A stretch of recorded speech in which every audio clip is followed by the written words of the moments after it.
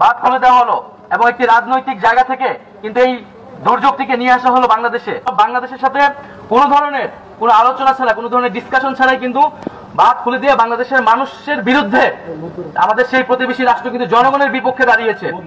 আমরা তার নিন্দা এবং প্রতিবাদ জানাই। আমরা যেভাবে গণ অভ্যুত্থান করেছি ঐক্যবদ্ধভাবে, এটি আমাদের একটি ন্যাশনাল ক্রাইসিস সামনে চলে এসেছে। সেটাকে আমাদের আবার সেই ইউনিটি ধরে রাখতে হবে।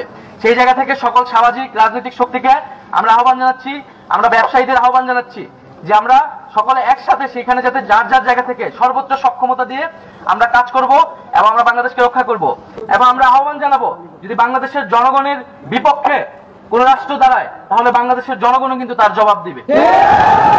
আপনি সবাইকে একটু দ্রুত আসতে বলেন যারা ডিসিশন মেকার আছে, আর আস্তে আস্তে আপনি তো বুঝতেছেন এখানে পরিস্থিতিটা কি। অলরেডি পদক্ষেপ নেওয়া উচিত ছিল। এখানে সরকারি এবং বেসরকারি যে প্রতিষ্ঠানগুলো আছে তাদেরকে আপনারা কল করুন। আপনাদের নিউজের দ্বারা যখন ওরা দেখবে বা পড়বে, ওরা যদি জনপ্রতিনিধি কেউ সরকারের যারা দায়িত্বপ্রাপ্ত রয়েছেন বা অফিসার্স রয়েছে, তারা যদি কেউ বৈধ পথে আসে চেকপোস্টের মাধ্যমে, আমি দরকার হলে তাদেরকে সঙ্গে নিয়ে দেখাবো হোয়াট ইজ হোয়াট।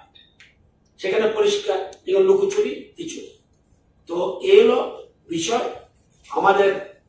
তারপরেও আজকে কোথাও কোথাও যেটা আমরা আশঙ্কা করছিলাম জলের তলে গেছে, কোথাও কোথাও আবার নেমে যাওয়ার ধানের রোয়াজে দিয়েছে, একটু বেরিয়েছে।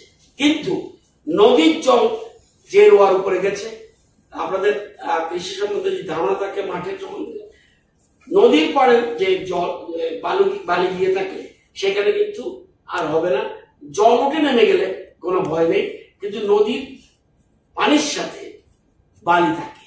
180 কোটি টাকা পাওয়া রয়েছে বিদ্যুতে বকেয়া। তাহলে ইচ্ছা করে আমরা বিদ্যুৎ বন্ধ করে দিতে পারতাম।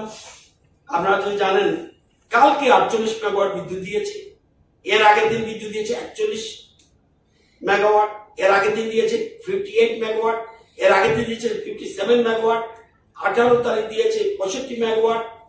বিভিন্ন সময় এবং কোনো সময় তারা কম নেয়, তাদের যেমন বিভিন্ন সময় কম নেয়, আবার আমরাও যেমন পুজোর সময় আমরা একটু কমিয়ে দিই, আলোচনার মাধ্যমে এটা করে। তাহলে এটাও তো বন্ধ করতে পারতাম।